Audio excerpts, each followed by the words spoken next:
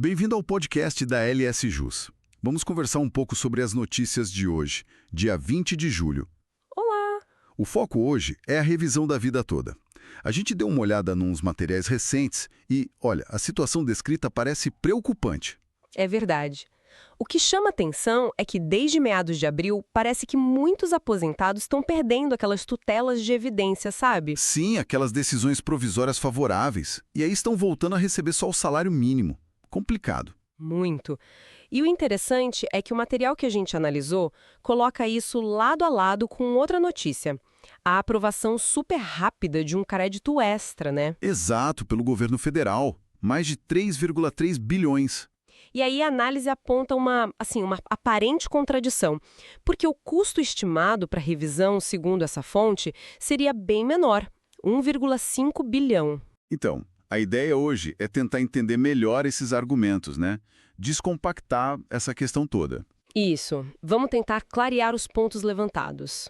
Vamos começar por essa diferença de valores. A gente ouve muito falar num custo de 400 bilhões para revisão. Como é que o material que a gente viu trata esse número? Olha, a fonte é bem direta.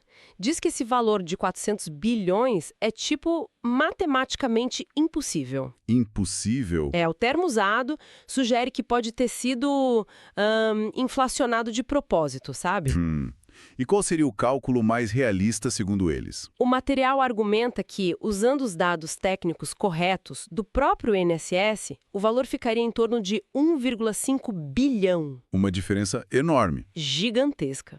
Para ilustrar o quão fora da realidade seriam os 400 bilhões, a análise até faz uma conta rápida, meio hipotética. Como assim? Imagina dividir 400 bilhões por, 100 mil aposentados. Daria 4 milhões para cada um.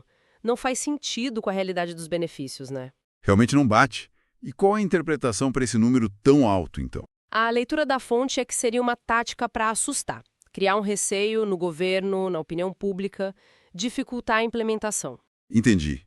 E essa questão da informação ou desinformação parece que vai além dos números, né? Teve um ponto no material que me chamou muito a atenção. Qual deles? A história dos vídeos falsos, usando inteligência artificial. Ah, sim, isso é muito sério. Pegam imagens de pessoas conhecidas, tipo políticos, autoridades. E manipulam para anunciar decretos que nunca existiram, promessas de pagamento falsas. Exatamente. É um alerta grave sobre como a desinformação está sendo usada para, infelizmente, enganar os aposentados que estão nessa expectativa. Preocupante ver a tecnologia usada para isso. E o material conecta isso a um histórico maior, sabe? Menciona uma frustração que já vem, de uns 3 anos. Frustração com o que exatamente? Com promessas que não se cumpriram. Feitas por, segundo o texto, supostos profissionais, falando de pagamentos rápidos, acordos que nunca aconteceram. Entendo. E a fonte também traça uma linha do tempo política, né? Que teria sido desfavorável para a revisão. Sim, apresenta uma perspectiva bem crítica.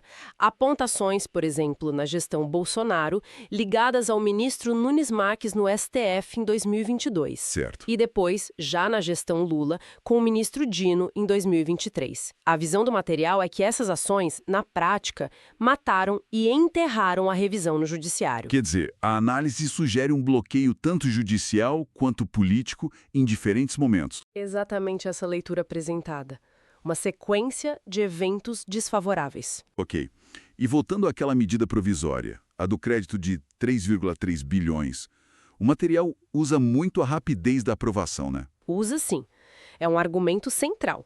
Compara essa agilidade toda para liberar 3,3 bilhões com a dificuldade em viabilizar o 1,5 bilhões que eles estimam para revisão. Para sugerir que o problema não seria dinheiro. Isso. A conclusão da fonte é que seria ausência de vontade política e não falta de recurso. E ainda criticam a velocidade do STF para validar essa MP, né? Em contraste com a lentidão para os casos dos aposentados. Sim, a crítica é essa. 2 pesos, 2 medidas, na visão da fonte. E como fica a situação atual nos tribunais, segundo o que a gente leu? Olha, o cenário descrito é, bem pessimista do ponto de vista jurídico atual. O material fala no aumento de decisões desfavoráveis em massa. Desde quando? Parece que desde o início do segundo trimestre, o resultado é esse que a gente já falou. Aposentados perdendo as liminares e voltando para o salário mínimo. E o recesso do STF agora em julho? É mencionado como mais um obstáculo. Mais tempo de espera, mais incerteza. Bom, diante desse quadro todo, qual seria a saída? O material não fica só na crítica, né? Aponta um caminho? Aponta. A aposta deles é numa estratégia diferente, uma ideia legislativa. Uma proposta para o Congresso, então. Exato. A ideia bem específica, acrescentar um parágrafo único ao artigo 3º da Lei 9876 de 99. Que é a lei da regra de transição, o centro da discussão da revisão da vida toda. Isso mesmo.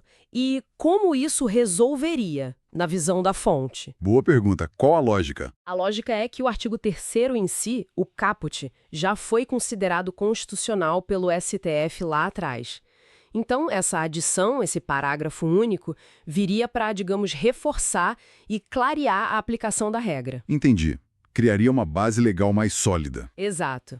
A expectativa que o material descreve é que isso poderia não só destravar os processos parados no STF, Tipo, a ADI 2011 e o tema 1102. justamente esses que discutem a validade e a aplicação da revisão.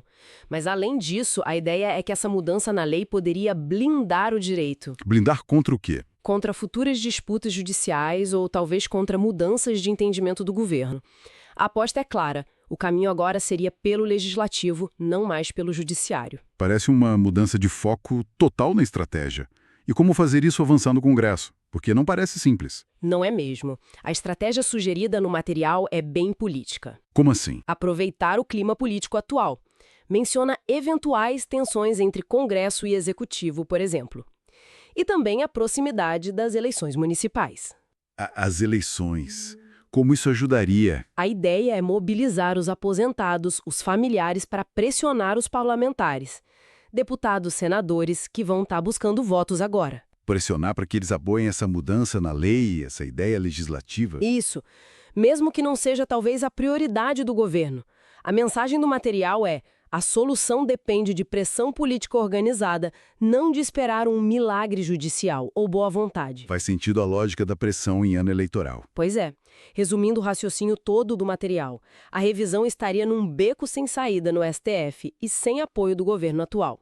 Os aposentados seriam vítimas de desinformação. E a única esperança seria essa via legislativa? Exato. A única saída viável seria essa mobilização política, organizada em torno da proposta legislativa, usando o peso eleitoral desse grupo enorme de aposentados e pensionistas. O que levanta uma questão importante, né? Sobre a real eficácia dessa mobilização popular no cenário político que a gente tem hoje. Com certeza. É um desafio grande. Então, no fundo, a análise que a gente viu coloca os aposentados diante de uma escolha, né? Parece que sim. Ou continuam esperando uma solução pelas vias atuais, que a fonte considera bloqueadas, Ou tentam assumir o protagonismo, né? Buscar essa mudança pela via política, através dessa ideia legislativa. o argumento final é forte.